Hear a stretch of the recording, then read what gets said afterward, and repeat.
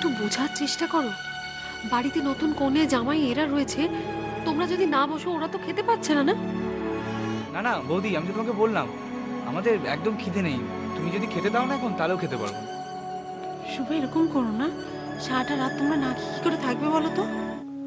দেখলে তো বর্দি ভাই রাজা কেমন আজ সবার কাছে দোষী করে নিজে কোথায় গিয়ে বসে আছে। আমার কথা না হয় নাই ধরলাম, মা মুন্নি এদের কথা একবারও ভাববে না? কাল শুভমুনিরা কটার সময় যাবে?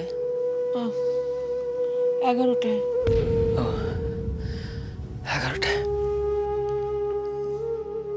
যাও শুভ, সারাদিন অনেক জোকে গেছে, যাও যাও শুয়ে পড়ো, যা যা তোরা যা, আর রাত করিস না, যা শুয়ে পড়।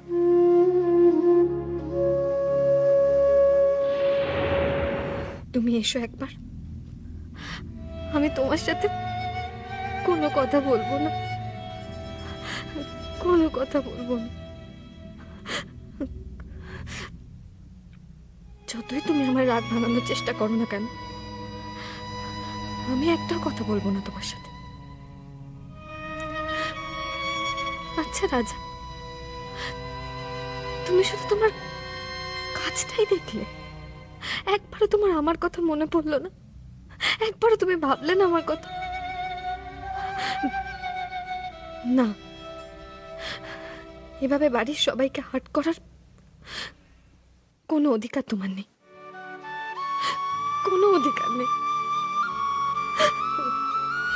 বড়দা তোমার বাইরের ঘরে ডাকছে কেন? আচ্ছা আমি কি করে কারণটা জানবো? বড়দা তো কিছু বললো না। শোনো, তোমাকে টাকা চাইলে তুমি কিন্তু একটা টাকাও দেবে না। আমাদের তো যা জুতো মারার মেরেই দিয়েছে, এখন টাকা দিয়েও না সেই অপমান তুমি মুছতে পারবে না। আচ্ছা বিশাখা, টাকা ছাড়া কি তোমার মাথায় কিচ্ছু আসে না? না আসে না দীপু, রাজা দুষ্টুকে দেখে শেখো না কি করে নিজেরটা গোছাতে হয়। এই রাত হয়েছে, বক বক না করে শুয়ে পড়ো।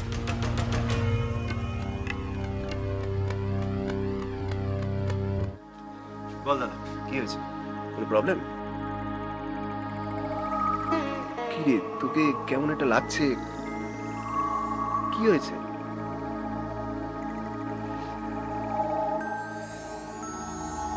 এই দাদা, এই এই তুই কাঁদছিস কেন? কি হয়েছে রে? হ্যাঁ, আরে কি হয়েছে সেটা বলবি তো? আরে কি হয়েছে এটা কি বলবি তো?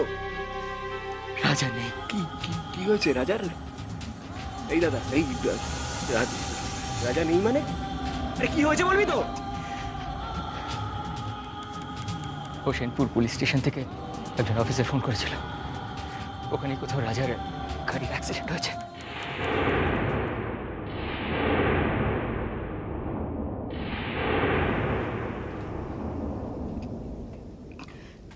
এই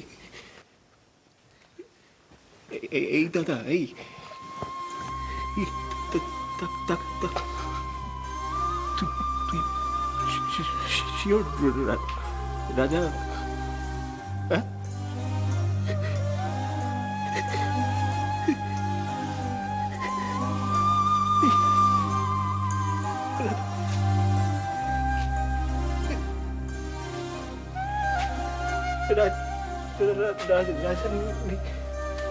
তুমি তো ঘুমোচ্ছিলে, তুমি দেখলে কখন যে দীপু ঘরে নেই? মা, আমার রাত্রিবেলা অন্তত বাত্তিনে ঘুম ভেঙেছে, যতবার উঠেছি আমি ওকে বিছানায় দেখতে পাইনি। শুধু বোধহয় ওকে ডেকে নিয়ে গেছে, ওখানে অনেক কাজকর্ম আছে তো, তারপর মনে হয় কথাবার্তা বলে ওখানেই ঘুমিয়ে পড়েছে দুজনে। সে নয় ভালো করেছে, কিন্তু কোথায় গেছে কি করছে আমাকে একবার জানাবে তো? তার উপর আমি ফোন করছি, ফোনটাও কেটে দিচ্ছে।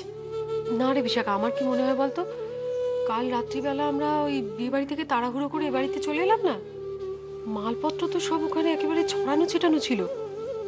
মনে হয় ভোর হতেই তোর বড়দা মেজো ঠাকুরপুকে আর ঠাকুর জামাইকে সঙ্গে নিয়ে ও বাড়ি চলে গেছে, যে একসঙ্গে হাতে হাত লাগিয়ে সব মালপত্র গুছিয়ে বাড়িতে নিয়ে চলে আসবে।